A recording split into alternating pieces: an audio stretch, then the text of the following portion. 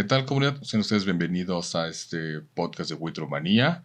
Sean bienvenidos a este nuevo capítulo donde ya saben que en este podcast hablamos de emprendimiento, cine, series, libros, entrevistas, experiencias, conocimientos y cualquier otra cosa que se nos ocurra.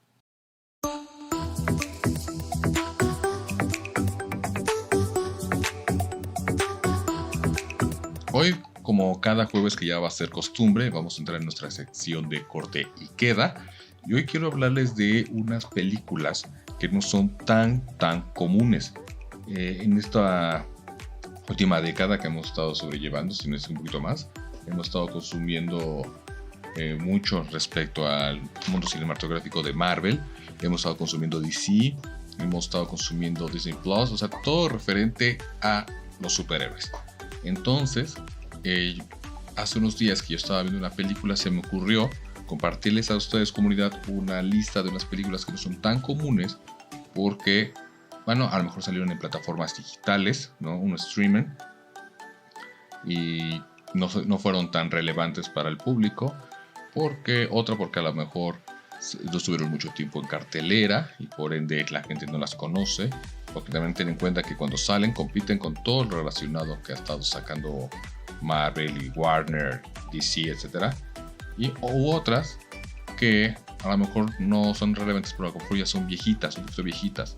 Tenemos por una película de ahí más o menos que salió por el 2004. Entonces son películas que considero que son buenas, que hay que darles una oportunidad porque considero que es el trabajo bien hecho en ciertos contextos.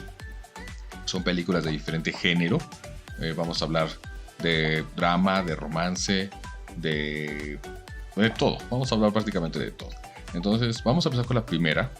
Esta película es una película romántica, pero romántica en cuestión de fantasía. Normalmente las películas, cuando manejan ciertos temas de amor, se basan sobre eso, pero esta tiene un toque de fantasía porque te manejan un detalle que ya vamos a ver. A ver, esta película se llama Cuestión de Tiempo. Es una película que, si no mal recuerdo, está hecha allá en Londres o por Inglaterra, por esos lados, porque la cinematografía es de como por allá. Y es una película creada por Richard Curtis, es un escritor que ha hecho varios trabajos. Fue creada en 2013, si no mal recuerdo, sigue en Netflix, que es donde la conocí. Bueno, es una película que ya me habían recomendado mi esposa Lupita, que ya la han escuchado en podcasts anteriores. En esta película sale Domhnall Gleeson, que hace el personaje de Tim. Sale Rachel McAdams, que hace el papel de Mary, que yo considero que Rachel McAdams le da un toque esencial a la película. Yo creo que si no hubiese sido ella, no hubiera sido el mismo contexto. Considero que ella fue uno de los principales eslabones dentro de la película para que funcionara como tal. Aunque no lo crean, también sale Margot Robbie, quien la hizo de Harley Quinn, y Bill Nighy, algo así. Él es un actor que hizo el papel de un super vampiro o líder de vampiros en la película de Inframundos, un señor ya grande, ya un poco veterano. Para quien no reconoce el nombre de Rachel McAdams, ella salió como novia, si no me recuerdo, del Doctor Strange. Bueno, ¿de qué trata la película? La película trata de que Tim, que es el papel de Domhnall, cumple 21 años. Entonces su padre lo manda a llamar para platicar con él, diciéndole que hay un secreto familiar que se les pasa a los hombres cuando cumple 21 años. Si fuera cada 21 está ridículo, ¿no? Entonces cada vez que cuando cumplen 21 años, ese secreto es revelado. Ahí está. Y el secreto es que los hombres de esa familia pueden viajar en el tiempo. Es lo que yo les decía, que tiene un poco de fantasía, porque estamos hablando de viajes en el tiempo. Normalmente tú lo ves en películas de ciencia ficción, pero aquí están mezclando una película romántica y fantasía. Entonces, después de que le da esa explicación de, mira, es que tienes que meterte a un lugar oscuro y cerrar las manos, cerrar los ojos y pensar a dónde tienes que ir, etcétera. Entonces se vuelve la información. Te van explicando más o menos con detalle cómo funciona todo esto del viaje del tiempo. Manejan un humor muy light que considero que funciona. porque inclusive Tim le pregunta a su padre, que es Bill Nighy, ¿ya hemos tenido esta plática antes? Y entonces se maneja ese tipo de humor, porque no saben cómo manejar, el papá no sabe cómo manejar esa información, se nota que ya habían tenido la información varias veces fallidas, entonces por eso les comento que él hace esa pregunta. Entonces Tim empieza a darse cuenta que sí tiene ese poder y trata de darle una mejora a su vida, en cuestión amorosa, en cuestión de vida personal obviamente, en cuestión del trabajo, porque creo que está estudiando leyes, entonces como que le va mal, creo que estudiando en ciertos trabajos. Entonces Tim decide mejorar su vida y él quiere tener una pareja, una novia. Entonces él va a conocer a Mary, que es el papel de McAdams, a una cita pues prácticamente totalmente a ciegas, porque uno de sus amigos lo convence de ir a una especie de cafetería o algo así donde se hace un club de citas, pero este club de citas está totalmente a oscuras, no puedes ver nada. La idea es que la gente se conozca y se empiece a conectar con la otra persona de manera emocional, sentimental, nada físico, ¿no? Enamórate de la persona de quién es, no de cómo es. No sé si me expliqué, pero bueno. Entonces, él, al quererla conocer, empieza a hacer todo un desarrollo de viaje en el tiempo hasta que da con ella. Posteriormente, él cada vez que intenta arreglar algo en su vida, viaja y viaja nuevamente. Entonces, él falla en algo y viaja de regreso. Vuelve a fallar en algo y viaja de regreso. Entonces, ese es el contexto de la película, que él trata de tener una vida perfecta. Pero la vida perfecta no existe, él se va a dar cuenta tiempo después de que eso no vale la pena. Posteriormente, él enamora a Mary, se casan y tienen a su primera niña. Tim se da cuenta que los viajes en el tiempo no son ya tan importantes. ¿Por qué? Él tiene una hermana que es más joven y está en la vida loca, ¿no? Ella siempre está en la fiesta, ella quiere hacer esto, quiere hacer aquello. Entonces, hay una situación que a ella le pasa y Tim ya tiene a su hija, ¿ok? Entonces, él se entera de la situación de su hermana y viaja al pasado para que su hermana no pase por esa situación, para evitar una circunstancia difícil que a ella le pasa. Entonces, cuando Tim regresa a su casa, se da cuenta que su hija no es su hija. ¿A qué me refiero? Físicamente no es su hija. Pues vamos a ponerte un ejemplo. Si él, cuando tuvo su hija, digamos que ella era güera de ojo azul, ¿no? Y cuando salva a la hermana de esa situación y regresa a su casa, su hija ya es castaña, de ojo café. Entonces se da cuenta que esta no es mi hija. ¿Quién es esta niña? Habla con el papá preguntándolo sobre esa situación y el papá le explica que los viajes en el tiempo pueden afectarte, inclusive de una manera biológica, por así llamarlo. Dice, porque cuando tú fuiste a rescatar a tu hermana, por ejemplo, el esperma que debería haber sido para tu hija la güera ya no llegó. Entonces tuvo que llegar el otro esperma que le dio vida a tu hija la castaña.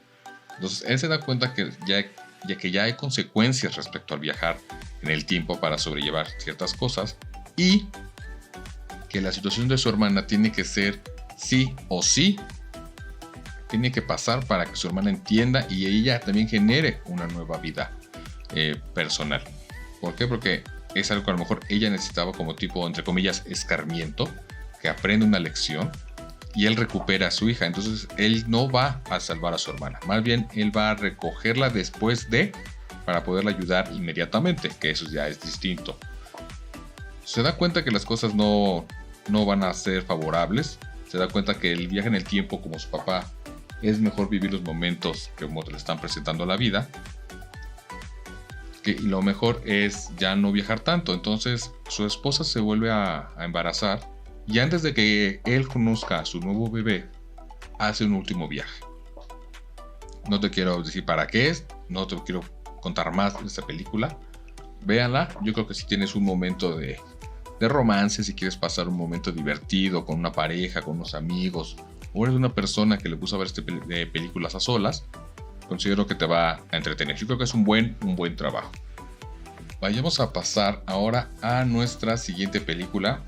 Esta es una película que está basada en un deporte que es la NFL. Si no eres fan de ese deporte o de esta compañía de los equipos de la NFL, pues a lo mejor no te puede interesar tanto, o te puede dar un poco más de información si podríamos darle la oportunidad de verla. Es una película que se llama Draft Day, o el día del draft, o el día de selección. ¿De qué se trata? Se trata de que el Draft Day, el día de selección, es cuando los equipos de la NFL están buscando nuevos integrantes de las universidades, van a jalarse novatos. Entonces empiezan a hacer como una especie de selección para profesionales y traerlos a sus equipos. Es una película que salió en el 2014. Si no me recuerdo, también está en Amazon Prime. La dirigió Ivan Reitman. Y como actores, pues tenemos a Kevin Costner, Jennifer Garner, Dennis Leary y Chadwick Boseman, que si no me recuerdo es quien dejó este plano terrenal con su último trabajo, que fue Black Panther. Bueno, salen todos ellos. Principalmente son los en los cuales nos vamos a enfocar en esta película. Es una película que te da más o menos información o un guiño para enseñarte más o menos cómo se mueve, digamos entre comillas, detrás de bambalinas, lo que es la selección para los novatos. Qué es lo que sucede, qué decisiones toman, qué tienen que tomar en cuenta, quién mueve qué. Entonces es todo un relajo, pero muy interesante. Entonces no te manejan básicamente, no te ponen un partido, no te ponen la situación de que alguien tenía que superar una meta y lo logró. No, se trata de el personaje de Kevin Costner, que se llama Sonny Weaver. Entonces es la historia básicamente de él siendo el presidente del equipo de los Browns de Cleveland. Él está por debajo del dueño, ¿no? Entonces él tiene que manejar todo, decidir todo. Los Browns estaban pasando por una mala racha en esta película, en esta temporada. Entonces el papel de Sonny Weaver está teniendo la presión de los fans, de los medios de comunicación, de los jugadores, del equipo, de su jefe, que es el dueño de los Browns, porque él tiene que elegir a unos nuevos novatos que le van a dar un beneficio al equipo. Busca un elemento crucial para mejorar al equipo y mejorar su trayectoria dentro de la NFL. Entonces empieza a manejarse un contexto profesional y personal, ¿no? Entre su trabajo y su pareja, que su pareja aquí es Jennifer Garner. Te lo adelanto porque lo vas a ver inmediatamente empezando la película. Entonces él tiene un contexto, él y su pareja tienen un conflicto no malo, sino tienen un tema que hablar, pero él tiene que concentrarse en lo del draft. Su pareja, el papel que hace Jennifer Garner, que es la pareja de Sonny Weaver, ella también trabaja dentro del equipo, entonces ella también sabe de qué se trata el día, sabe qué presión hay, pero también quiere hablar sobre el tema. Entonces empiezan un choque entre ser profesionales y ser personales, entonces es un conflicto. No es una película de amor, nada más te dan ese contexto, es el contexto interno del equipo respecto a la semana o el día del draft, que si no me recuerdo el draft dura como 3 días creo. Bueno, y es el inicio del día de selección. Empiezan a haber conflictos o dudas respecto a quién elegir. Ellos tienen 3 candidatos y necesitan saber quién les conviene para ellos, a quién van a elegir. Ya la cuestión de elecciones de los equipos es más profunda, pero eso ya lo puedes averiguar después. Empiezan a decir, oye, tenemos a este, ¿no? O no, sale aquel, o qué tal si nos jalamos a este otro. Entonces entra en las dudas de qué tanto puede beneficiarnos o perjudicarnos tal jugador. Inclusive sale también Tom Welling, el que hizo de Superman en Smallville. Sale unas cuantas escenas, pero también es un poco crucial porque uno de los chavos nuevos que podría entrar al equipo podría tomar el puesto de Tom Welling. Entonces ahí es donde empieza también uno de los conflictos. Si me traigo a este, le quito el trabajo a Tom. O qué tal si me jalo a este, pero tengo dudas de este. Entonces, ese es lo que tienen horas para decidir antes de que otra cosa suceda. Lo interesante también es que si eres amante de la NFL, es que también hay conexión con todos los demás equipos, o por lo menos con, no sé, unos 10 de ellos, más o menos. Te mencionan a Seattle, te mencionan a Jaguares, te mencionan a Kansas City, mencionan a jugadores de otros equipos populares, mencionan a jugadores de los poderosísimos Cuervos de Baltimore, o también mencionan a un jugador muy famoso que ya no está en Pittsburgh, los Steelers de Pittsburgh. Bueno, es un contexto muy interesante. A lo mejor no los mencionan, pero así como que atrás en el fondo o de un lado se ve el logo de otro equipo. Entonces como que tratan de incluir a todos los equipos dentro de la película de alguna manera. Repito, si eres fan de la NFL, la vas a disfrutar. Considero que está muy muy entretenida. Repito, está en Amazon Prime. Y si no eres fan, pues compártelo para alguien que lo pueda disfrutar y puedan conocer más qué es lo de el día de selección. La siguiente película, no sé qué decir de esta película. No es una película que podríamos decir que es la maravilla, pero se me hace muy interesante. Inclusive esta película me hizo recordar mi época, algo similar a lo que pasa dentro de ella. Conecté muchísimo con esta película, conecté mucho con el personaje principal de este filme. Se llama Guten Tag, Ramón, o Buenos días, Ramón. Sabemos que Guten Tag es una frase alemana, entonces nos da a entender que la historia se va a basar en Alemania. Es una película que salió en el 2013, espero la puedan encontrar por ahí. Yo la encontré navegando por internet, por así llamarlo, entonces por ahí la di porque no daba yo con ella. La dirigió Jorge Ramírez Suárez y la actuó Cristian Antonio Ferrer, que él es el papel de Ramón, y una estrella alemana, supongo que es como de las primeras actrices en Alemania, que se llama Ingeborg Schöner, no sé cómo, es Schoner para los cuates, entonces, que hace el papel de Ruth. Entonces, es una película interesante porque el director o el creador de la película quiso dar una historia de su perspectiva porque él vive en Alemania. Se trata de la migración, ¿no? O el sueño americano. Pero se supone que aquí el papel de Ramón ya es un chico del norte que está prácticamente en la frontera y que está desesperadamente por cuarta o quinta vez buscar el sueño americano. En esta última ocasión que él busca el sueño americano, él casi pierde la vida junto con otros migrantes. Entonces se da cuenta que Estados Unidos ya no es la opción, ya va 4 o 5 veces. Un amigo suyo, hablando con él, le dice: oye, yo tengo una tía viviendo en Alemania y allá no hay migra, entonces ¿por qué no te vas para allá? Mejor lo intentas. Entonces prácticamente ese contexto es lo que quiso dar al director al contar esta historia de que no solo es en Estados Unidos el sueño, sino que te puedes ir a otro lado porque él vive allá. Parte de lo que él vivió lo quiso transmitir en esta película. Entonces el papel de Ramón, este personaje Ramón, va a Alemania a buscar allá una oportunidad, porque no, la tiene muy dura donde él vive. Creo que está en El Paso, o está en Chihuahua, algo así está. Entonces su familia lo alenta porque ellos no tienen muchos recursos, no tienen mucho dinero, y es el que tiene que buscar esa forma de llevar dinero al hogar. Entonces su familia dice: aquí no vas a tener ninguna oportunidad. Si no buscas un sueño, el irte a otro lado, aquí es meterte prácticamente a los narcos o al crimen organizado, y no quiero eso.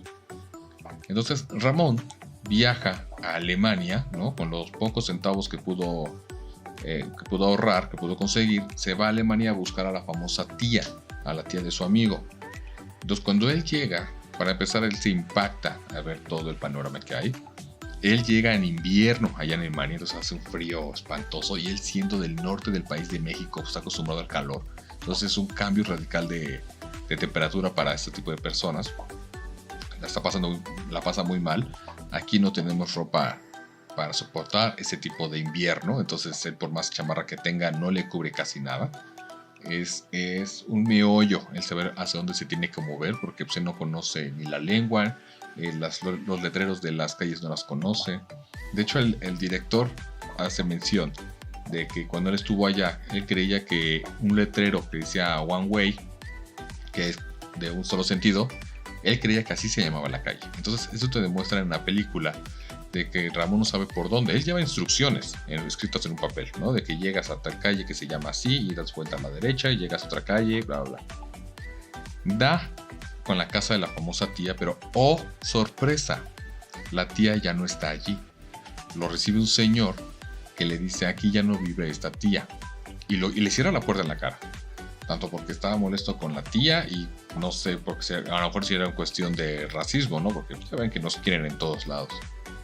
Entonces empieza a tener problemáticas porque no habla el idioma, no sabe dónde está, no sabe a dónde ir, no tiene dónde comer, no tiene dónde dormir. Entonces se empieza un meollo, le roban la mochila y se vuelve una complicación porque él está de migrante en otro país y sin ni siquiera conocer el idioma, ni siquiera inglés es. Entonces Ramón se les empieza a ver muy negras, empieza a tener conflictos para poder ganar unos centavos y comerse un pan. Se empieza a hacer como que, entre comillas, hace una pequeña amistad con una chica que tiene una tienda, ¿no? Como de tipo abarrotes, allá en Alemania. Y ya se empieza a comprar como que cosillas y cosillas, ¿no? Ramón empieza a pedir dinero en la calle como lo hace un homeless, un mendigo allá en Alemania. Le roba la idea, ¿no? Entonces empieza a vivir una conexión entre la chica esta y Ramón, pero nada más es de negocio, realmente no lo ayuda mucho, aunque lo intenta. Posteriormente, Ramón se empieza a encontrar a Ruth, que es el personaje de esta primera actriz alemana, que es una señora ya de más de 80 años, que es igualmente por la quien se inspiró el director para crear este personaje. Y Ruth ve a Ramón y se compadece de él, entonces lo ayuda y lo lleva a su casa, o a su edificio más bien, porque ella vive en un edificio donde vive puro ya señor y señoras de mayor edad, tercera edad, y lo lleva al sótano. Y dice: mira, pues aquí vas a vivir, aquí te vamos a dar de comer, aquí tú puedes trabajar con nosotros, ayudándonos en varias cosas, en situaciones que como ya mayores no podemos hacer. Entonces empieza a haber una conexión entre ella y Ruth, ¿no? Haz de cuenta como si fuera una abuelita y su nieto, ¿no? Una relación más o menos similar. Entonces yo conecté de esa manera porque yo en un tiempo comunidad yo viajé al extranjero y también es muy difícil tratar de sobrellevar una vida cuando es tu primera vez viajando al extranjero en un lugar donde no es el mismo idioma y con trabajos tienes el inglés, y tratar de entender muchas cosas. Entonces yo conecté de esa manera. Bueno, y posteriormente a la historia ya no les quiero terminar más, recomiendo que la vean, pero esta película cuando yo la recomiendo que la vean 2 veces. ¿Por qué? Porque desde el principio, casi hasta el final de la película, yo recomiendo que la vean sin subtítulos. Eso sí, véanla en su idioma original, de eso se trata la película, si no va a perder todo el detalle que tiene este filme que hicieron. Es verla en su idioma original sí o sí. Entonces, véanla la primera vez sin subtítulos para que conecten con Ramón. Yo por eso lo hice, así me gustó. Y si quieren ya véanla con segunda vez con subtítulos. Porque lo interesante es ver cómo como una persona que viaja como mexicano, que vas a un lugar, no entiendes de qué se trata. Entonces ellos tratan de utilizar una comunicación inclusive visual, ¿no? Moviendo las manos, haciendo gestos para entenderse. Eso es lo interesante de la película. Y bueno, yo les recomiendo que la vean de esa manera para que se conecten o se enfoquen en el camino que tiene Ramón. Guten Tag, Ramón, y debe estar por en internet. ¿Ok? Bien, vamos a pasar ahora a una cuestión un poco más seria, por así llamarlo. Vamos a entrar a una película que se llama Expertos en Crisis. Es una película donde sale Sandra Bullock, sale Billy Bob Thornton y Joaquín de Almeida, un actor que también ya creo que salió en una película también tipo sudamericana de Rápidos y Furiosos, donde están en Brasil, creo que es el mismo, el malo malote de esa película, creo que es el mismo. Esta película salió en 2015, la dirigió David Gordon Green, y la película trata básicamente de que el papel que hace Sandra Bullock, que se llama Jane, ella es una consultora o es una asesora de políticos, o sea, para las candidaturas.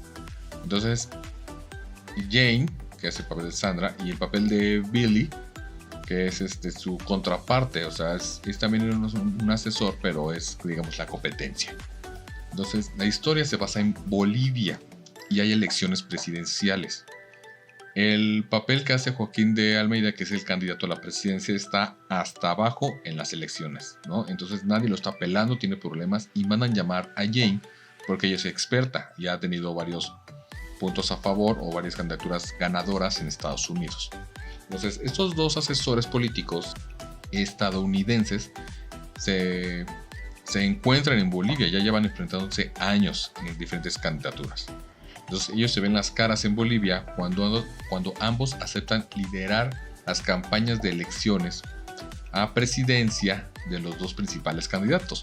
Bueno, no principales, simplemente, bueno, el papel que hace Billy sí va a un candidato principal y el candidato que apoya Jane, el papel que hace Sandra Bullock, agarra al que está hasta abajo en las elecciones. Entonces lo mandan llamar para que lo ayude.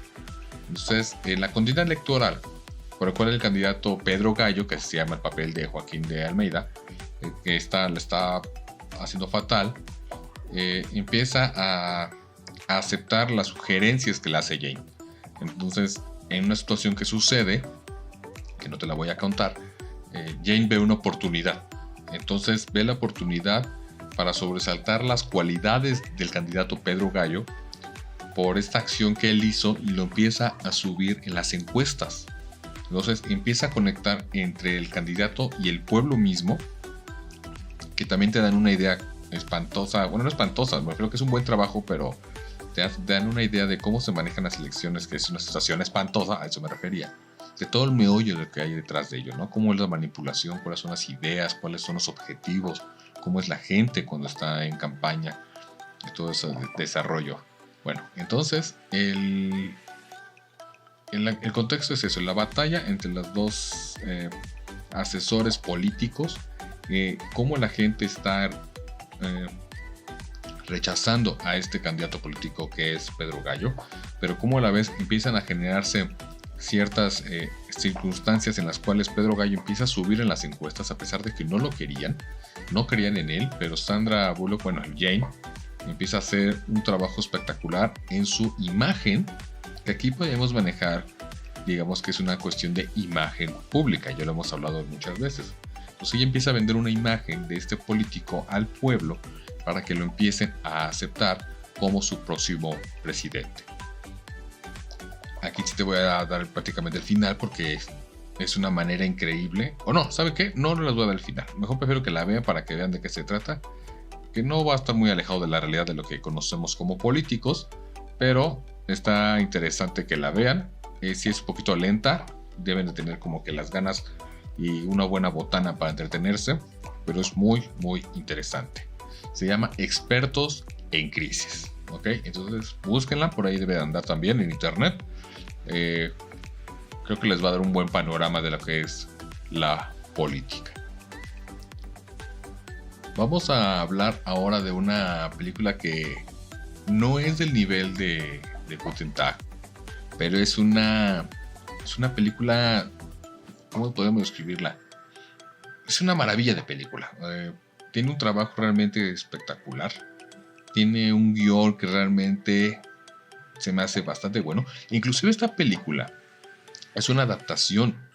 Se ganó inclusive el Oscar a la mejor guión adaptado. Es una adaptación de un libro que se llama El cielo enjaulado de Christine Launis, creo que es ese apellido. Soy malísimo con los apellidos. Bueno, es una adaptación y ganó el Oscar precisamente por eso. Es una película que salió en 2019. Cuando yo la vi, estaba en Netflix. Creo que ahora ya la quitaron. La dirigió Taika Waititi, creo que así se pronuncia su nombre, que él sale también en la película. Entonces, además de él, sale Scarlett Johansson, sale Sam Rockwell, y el principal, que es un niño que se llama Roman Griffin, que es el personaje principal en la película, que en su película él se llama Yoyo, o le dicen Yoyo. Y bueno, ahí te van a explicar por qué se llama Jojo Rabbit, ¿no? Yo tampoco no tenía idea por qué se llamaba así, pero ahí te explican. Bueno, vamos al contexto rápido para que la vayas conociendo.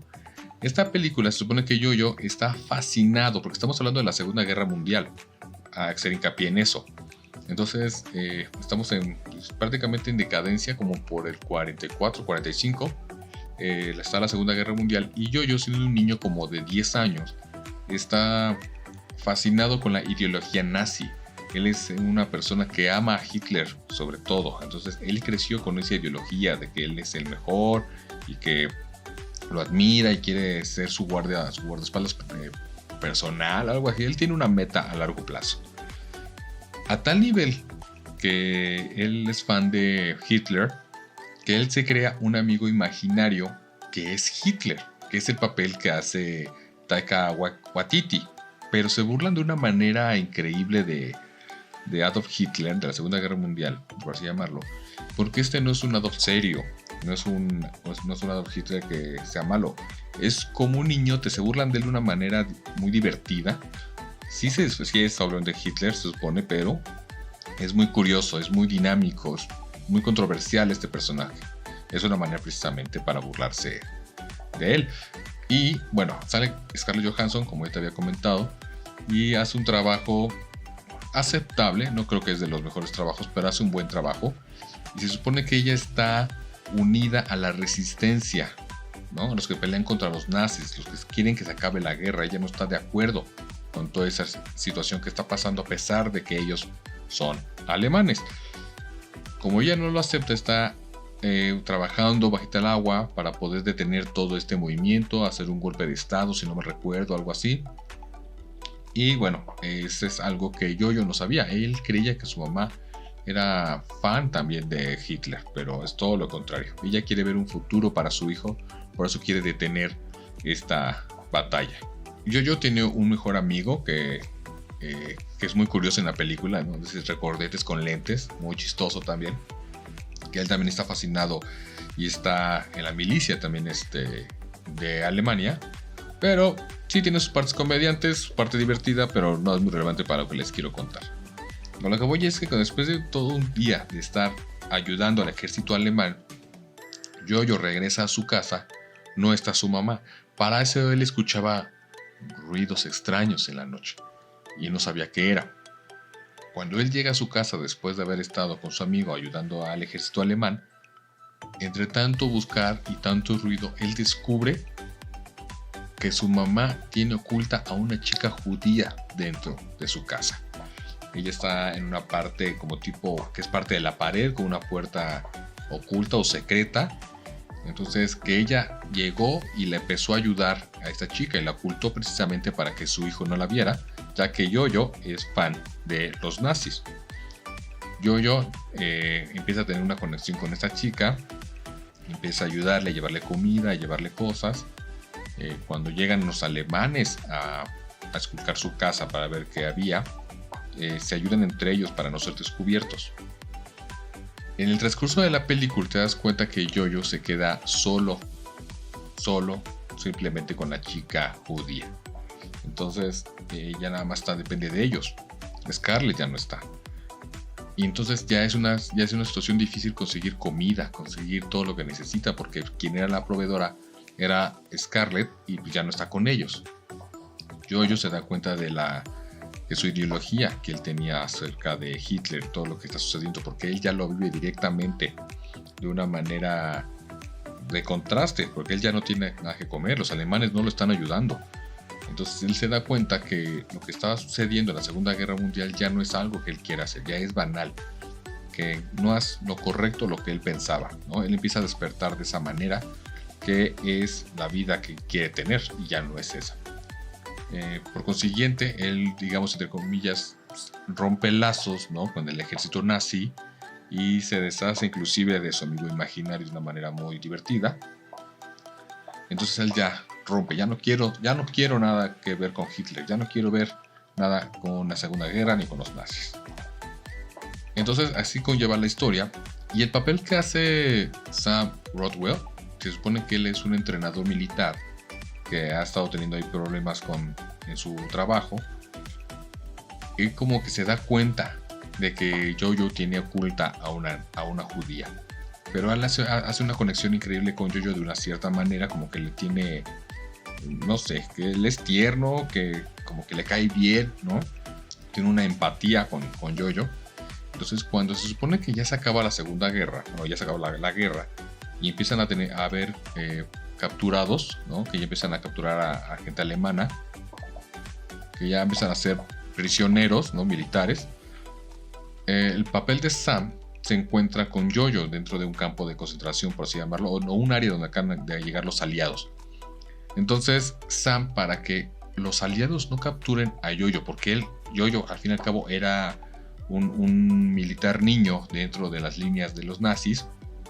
Entonces ayuda a Jojo a escapar precisamente de esa situación donde estaba, ¿no? Porque él no quería que lo agarraran, porque sabía que lo iban a ejecutar, y eso es lo que el papel de Sam, o el sargento, coronel, capitán, algo era, no quiere que suceda.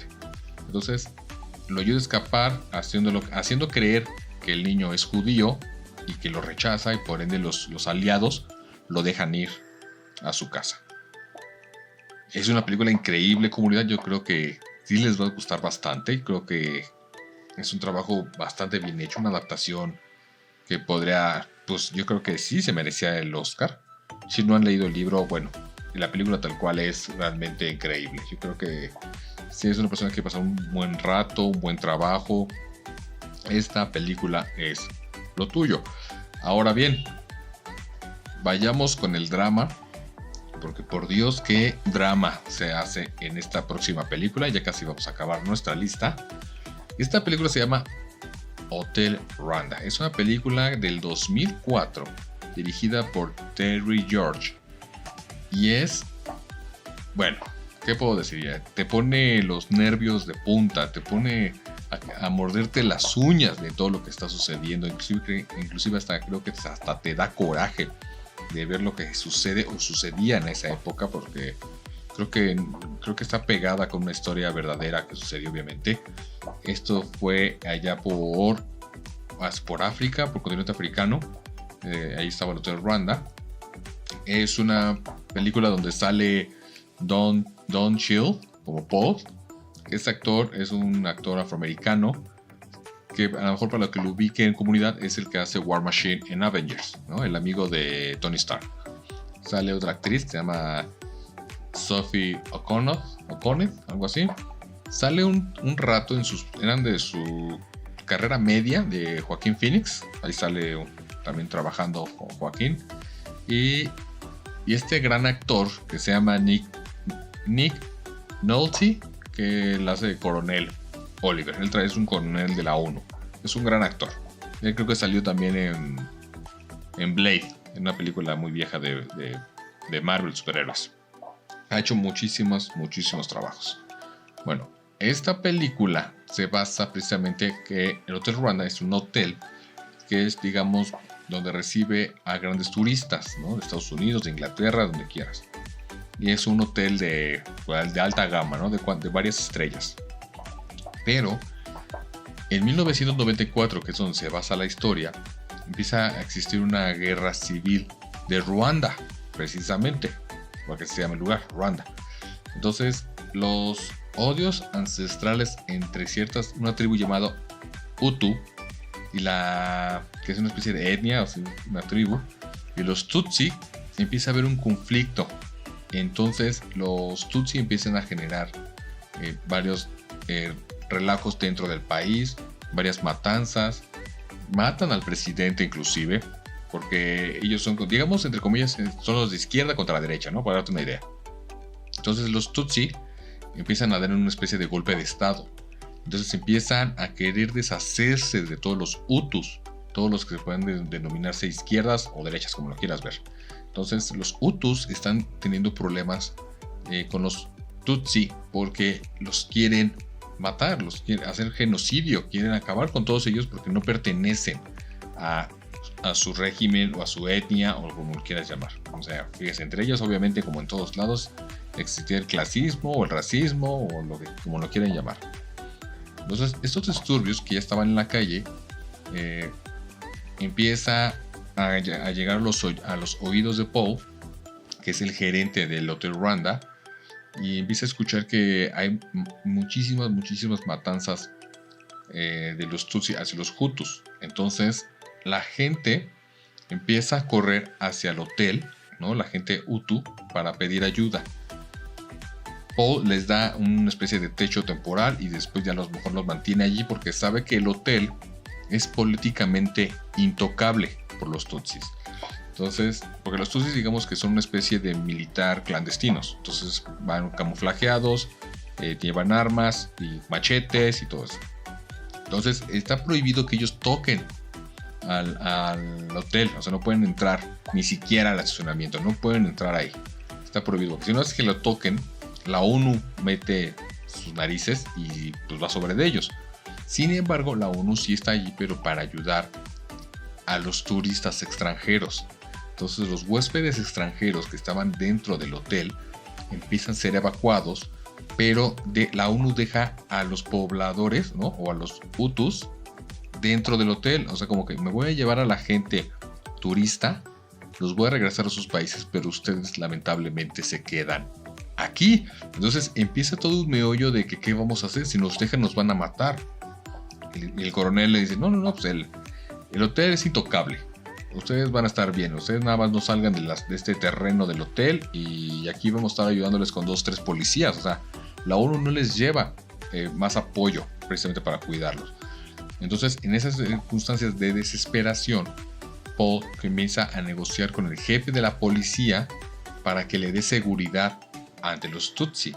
Le empieza a dar joyas, le empieza a dar licor, le empieza a dar comida que ya empezaba a escasear, inclusive para los de dentro del hotel, para los que estaban resguardados. Entonces llega un momento en que la comida y el agua, inclusive la seguridad, empiezan a escasear, porque ya no hay dónde conseguir, hacen lo posible por conseguir, valga la redundancia, todos los suministros que necesitan. Y además, como ya no hay para pagarle al jefe de la policía se va del hotel. Entonces ya no tienen quien los resguarde de esa manera. Entonces están expuestos a que los Tutsi vayan y los masacren. En eso, en la cuestión de la historia, llega el coronel Oliver de la ONU y le dice a Paul, oye, ¿sabes qué? El hotel ya va a ser atacado. Esto ya no va a ser políticamente intocable. La ONU ya no se va a hacer responsable de lo que a ustedes les pase.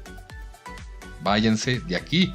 Entonces el coronel junto con Paul empiezan a hacer una especie de evacuación clandestina de los Hutus, porque si los Tutsi los ven, los matan. Entonces tratan de sacarlos poco a poco, porque los Tutsi les dicen, tú, ok, te vas a quedar en el hotel, pero no quiero que salgas del hotel, no te quiero ver. Y si salen, los ejecuto. Entonces empiezan a hacer todo una travesía respecto a que yo me llevo a estos, o yo me quedo, o qué pasó con aquí, o qué pasó con allá, qué pasó con la ONU, se los ejecutan o no se los ejecutan porque están metiendo sus narices, todo un caos. Es realmente estresante esta película, comunidad. Yo creo que si quieres un poco de emoción y de suspenso, esta película te puede ser la opción. Le doy totalmente mi manita arriba. Es una película de 2004, fíjense, ya es bastantes años.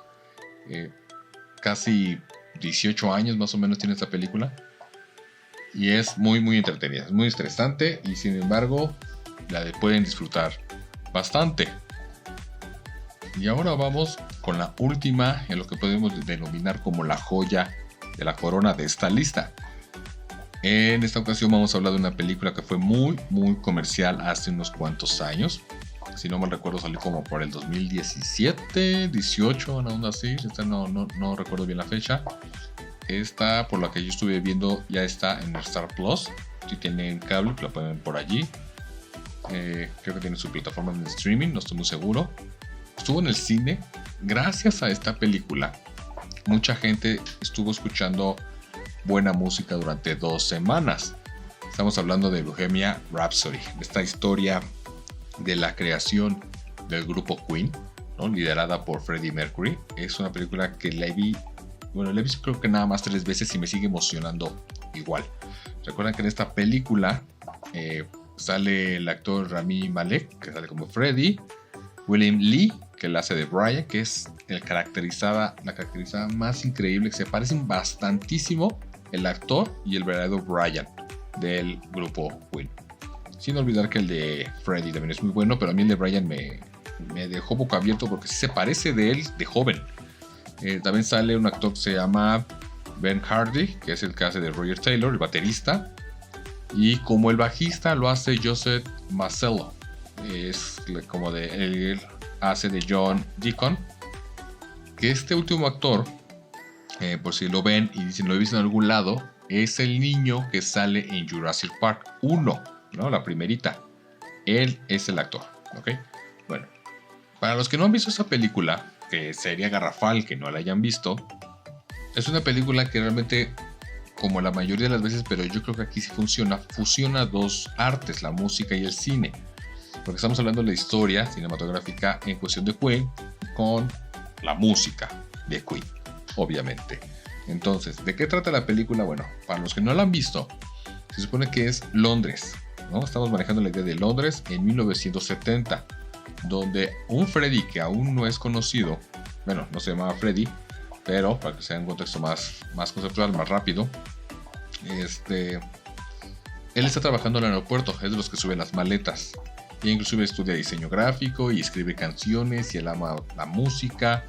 Entonces, entre todo su contexto de vida, un día se va a un bar, o más bien un día, no, en la noche, se va a un bar y ya hay un grupillo famoso ahí cerca de una universidad donde está el bar, y está un grupo llamado Smile.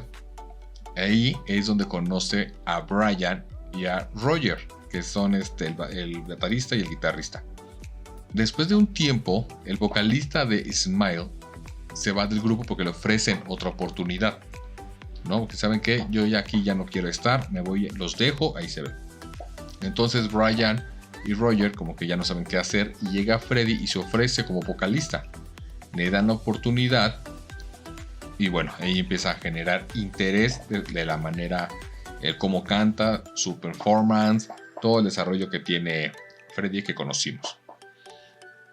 Después de ahí, bueno, ya buscan a John Deacon, el bajista, y están como que, bueno, sí, tocando en los bares, pero ¿qué hay que hacer? Hay algo más. Freddy siempre tenía esa visión de querer hacer algo más, o así te lo manejan en la película.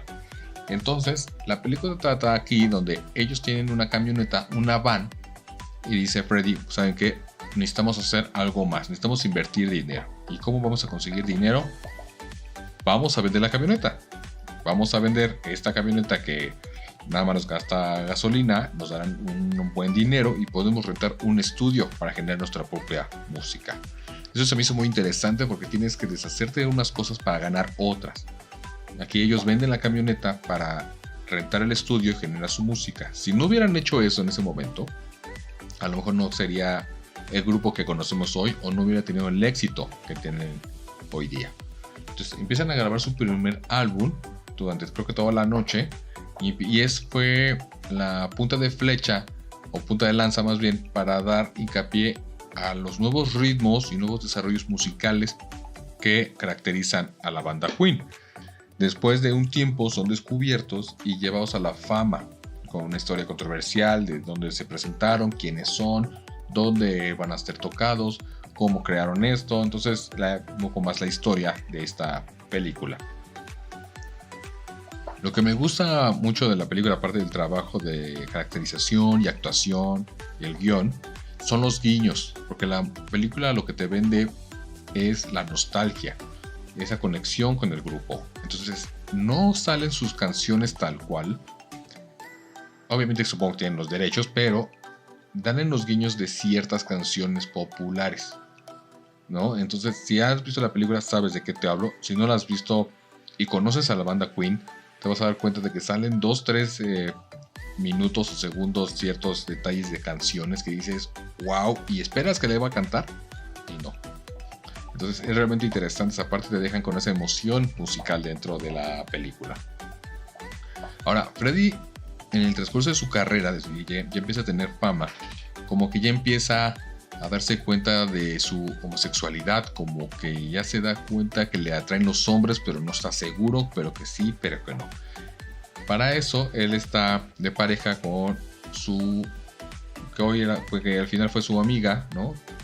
pero fue Mary Austin, esta famosa mujer que estuvo con él toda su carrera, que se volvió su amiga, su pareja, su confidente, su heredera, su todo.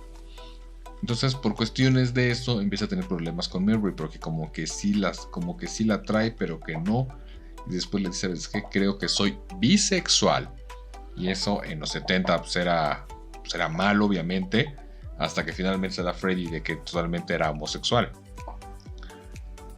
Bueno, ya pasando esa parte, nos vamos a que Freddy o Quinn ya es más famoso y tienen un manager que empieza a manipular a Freddy, obviamente para su beneficio, y empieza a decirle, mejor vámonos por este camino, mira, te conviene esto, o no te paso información de tal detalle, y eso hace que Freddy empiece a separarse del grupo a punto de que casi pues deja de existir Quinn, ¿no? En los últimos años. Entonces sí tenían fama, pero ya no había esa conexión brutal que tienen que tener. Finalmente Freddy abre los ojos, despide a este manager y se da cuenta que quiere hacer las paces con el grupo, porque ahí vienen dos cosas. Una, Freddy se da cuenta que tiene SIDA, que en esos años 80, que estamos hablando de los 80, fue una nueva enfermedad que empezaba a atacar al mundo. Todavía se desconocía que era el SIDA. Todavía no se conocía cómo controlarla, qué hacía realmente. Entonces Freddy se contagia de eso. Y empieza a darse cuenta que la vida se le empieza a ir de las manos. Que además del manager que lo manipulaba, no le dijo del famoso concierto de Live Aid de 1985, que es la presentación creo que más popular de Queen, porque fue un trabajo grandioso. Entonces el manager le tapa esa información, no se la comunica para poderse presentar. Que si no saben de qué les hablo, búsquenlo comunidad y van a saber de qué les hablo. Y quiere hacer las paces con el equipo, bueno, con el grupo, con la banda, para presentarse en ese lugar. Que se presentaron a la mera hora. O sea, realmente los organizadores los pedían. Y al darse cuenta que Queen, que siempre sí iba a estar, bueno, hacen lo posible por meterlos y empiezan a practicar, pero no es tan fácil porque les quedan días o semanas nada más. Y para un grupo de tal índole, pues necesitan ser constantes y mejorar todo. Esa es una película increíble. Han sido de las pocas películas que le doy 5 estrellas, 4 por buena y 1 por emocional. Porque te manejan precisamente eso. La gente que crecimos con la banda Queen, que creció con la historia de Freddie Mercury, pues hace un match increíble con nuestras emociones, con nuestro sentir, obviamente con la música, que no se diga, las caracterizaciones, las actuaciones, los movimientos que hace Rami imitando a Freddie son espectaculares. Realmente me quedé con la boca abierta. Esta es nuestra joya de la Corona Comunidad. Estas son nuestras películas que no son tan populares, que no fueron tan conocidas. Considero que deben de darle una oportunidad. Vamos a descansar un poquito de lo que nos hemos estado aventando esta década por lo menos. Y hay que disfrutar nuevas películas. Les recomiendo esos filmes. Vean la que ustedes quieran, pero háganme el favor de verlas y coméntenos si les han gustado o si ya las vieron, qué opinan de ellas, a lo mejor qué calificación le pondrían. Y esto, comunidad, ha sido todo por hoy. Gracias por haberme escuchado. No olviden que estamos en las redes sociales como Witromanía o Oscar G. Witron y el canal de los personajes que tenemos tan divertidos en Crios License. Muchas gracias por haberme escuchado nuevamente. Espero que lo hayan disfrutado, que hayan aprendido y que tengan un buen día.